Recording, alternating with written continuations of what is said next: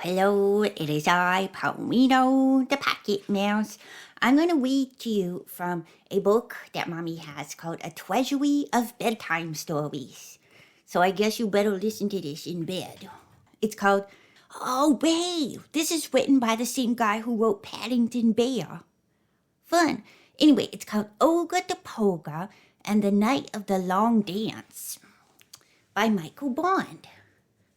Olga Da Polga is a guinea pig with a vivid imagination and a talent for telling stories. She lives with the Sawdust family along with Noel the cat, Graham the tortoise, and Fangio the porcupine.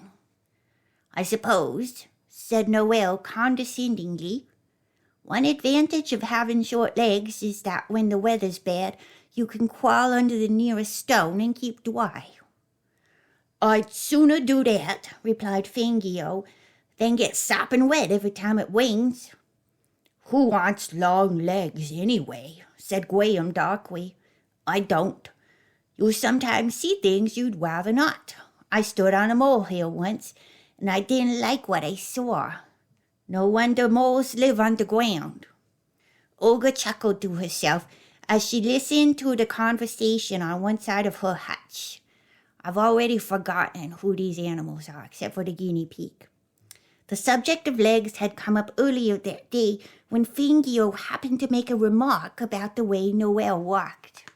Noel was a particularly beautiful cat. He was much given to posing, draping himself on tree stumps or the tops of walls in order to show off to the best advantage. But he was proudest of all about the way he walked, and Fangio's comment had set him off. Although Noel secretly liked to be noticed, he was a little upset by the fact that he had been, and he spent some time listing the countless advantages enjoyed by those who were lucky enough to have long legs, and the many, many drawbacks suffered by those who only had short ones. I got short legs. Olga chuckled again as she basked in the afternoon sun. Noel's voice suddenly broke into her daydreams. And what's your excuse? He said. Olga gave a start and looked around the backyard. She hadn't realized that they had been joined by someone else, and she wondered who it could possibly be. Well, Noel put his face against the wire. Noel's a kitty cat. He's a Siamese kitty cat. Olga stared at him. Are you addressing me? She asked coldly. Your legs are so short, said Noel. I can't even see them. Slowly and carefully, Olga drew herself up to her full height until she was almost standing on tiptoe.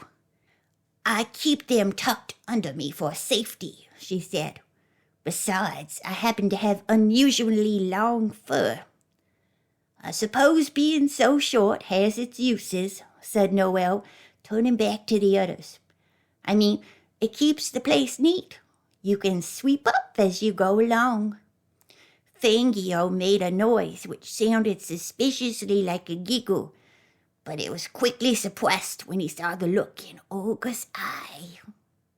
I admit, Olga sank to the ground because, try as she might, she couldn't hold her pose a moment longer.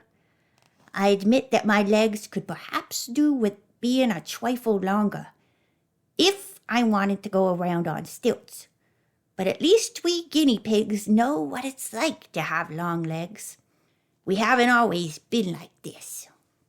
We guinea pigs used to have the most beautiful legs imaginable. Long and slender and... When was that? Demanded Noel.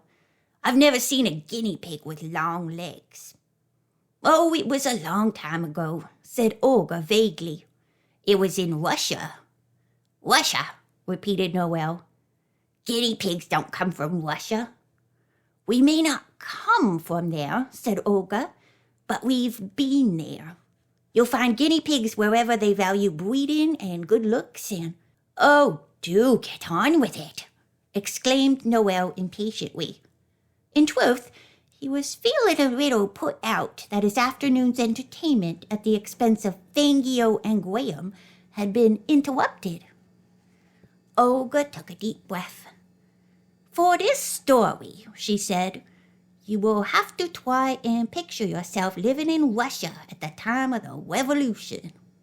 In those days, the Tsar kept hundreds of guinea pigs for his special pleasure, and they were said to have the longest and most beautiful legs of any animal in the world.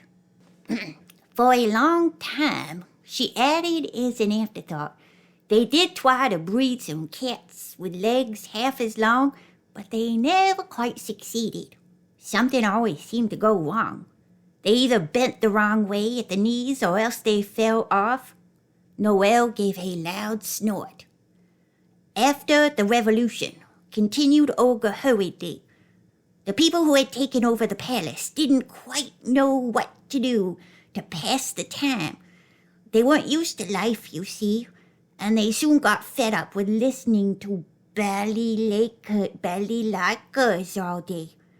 Don't you mean balalaicas?"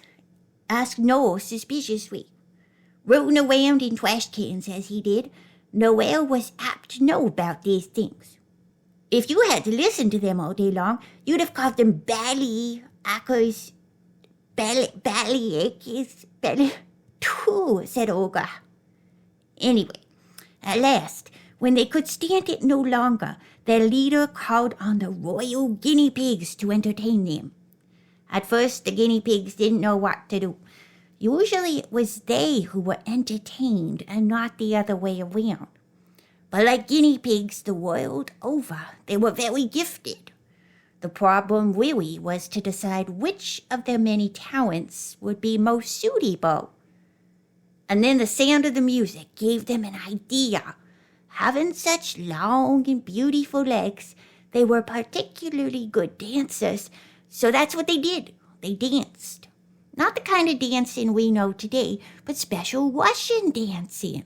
They stood on their hind legs, and they folded their front paws across their chests, and away they went. The audience had never seen anything like it. "Moreski!" they cried. "Moreski! Moreski!"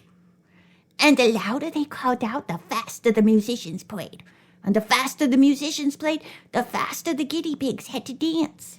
On and on it went, on into the night, hour after hour. "Show us some," broke in Fangio. Olga gave him a long, hard look. Really, she wondered for a moment whose side he was on, hers or Noel's. "I will," she said at last, "after that airplane has passed over. It really is most distracting." "What airplane?" asked Noel. "The one behind you," said Olga. Olga's audience turned and looked up at the sky. "I can't see any airplane," said Noel as they turned back again. "It was going very fast," said Olga. "It was going almost as fast as the dance I just did for you." The others stared back at her in disbelief. "Well, now the airplane has gone," said Noel. "Perhaps you can do it for us again." "It's a bit difficult on grass," replied Olga, playing for time. "There's a bare patch right behind you," said Graham. Olga suddenly gave a quick shuffle. "Ta-ra!" she exclaimed as a small cloud of dust rose into the air. "Was that it?" demanded Noel scornfully. "I didn't see a thing," said Fangio. "Nor me," agreed Graham. Olga gave a deep, deep sigh. "Russian dancing is very quick," she said. "If you will look the other way or blink every time, I'm afraid you'll never see it." "Now," she said wearily, "I must get on with my story. Really, all this dancing has quite worn me out." "Dawn," she continued, "was beginning to break when gradually the audience in the Tsar's palace noticed a very strange thing. In the beginning, they'd been able to look out from their seats straight at the dancers. Now they were looking down on them. The guinea pigs, said Olga dramatically, had danced so much they'd worn out their legs, right down to the ground. And that's why, to this very day, guinea pigs, although they have very beautiful legs, also have rather short ones. The others fell silent for a moment or two, and Olga took the opportunity to go back to enjoying the sunshine, closing her eyes and snuggling down into the warm grass. Look, Noel banged on the side of her hutch with his tail. If they stood on their back legs, like you said, and danced them away, why haven't guinea pigs got great big front ones still? Hear, hear, echoed Fangio and Graham. Olga opened one eye and put on her pained expression. There were some questions she just didn't choose to answer. If you don't mind, she said, I happen to be fast asleep. The end. I hope you enjoyed that story called Olga Da Polga in Long Dance by Michael Bond. See you again. This Pierino Pocket Mouse. Good night.